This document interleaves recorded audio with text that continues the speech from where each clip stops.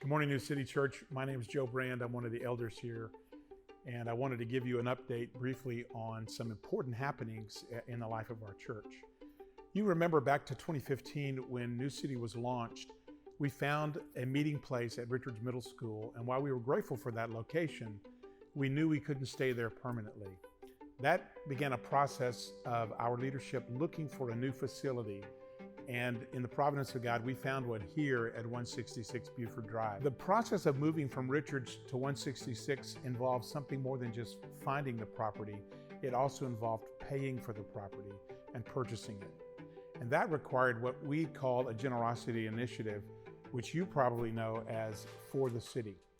The purpose of For the City was to do more than just give our church a home. It was to give us an outpost of mission in the city of Lawrenceville. The building is not an end in itself, and the fundraising effort was not an end in itself, but a means to some other end.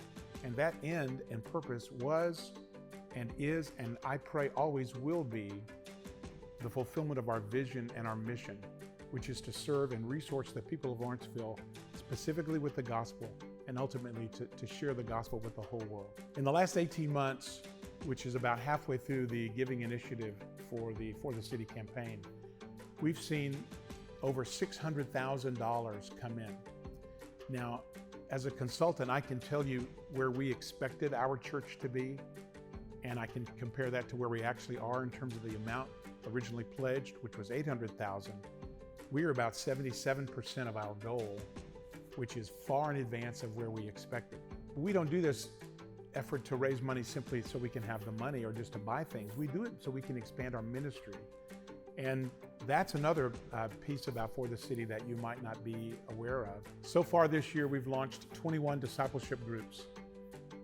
We have expanded our ministry footprint in the missional community ministry by launching 8 missional communities. Beyond that, we're able to start hosting the Pastor's Coffee. Now that might not be a big deal to you if A, you don't like coffee, or B, you don't want to talk to the pastor. But in my opinion, the Pastor's Coffee is the best way to get introduced to the life and ministry of New City Church.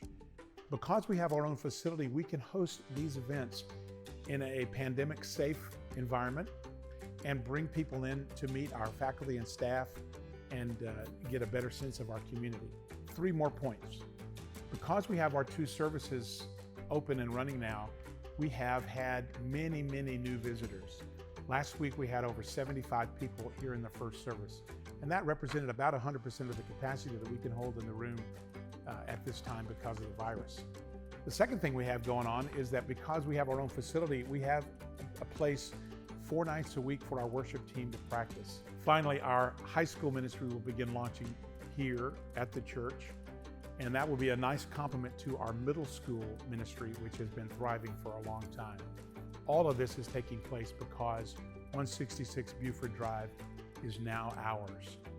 That is taking place because you guys have been so generous in making the reality of For the City come true. As your consultant, as a fellow elder, as a member, I am so grateful and so honored to be a part of this process. And I look forward to these next 18 months as we finish up the campaign and complete the purchase.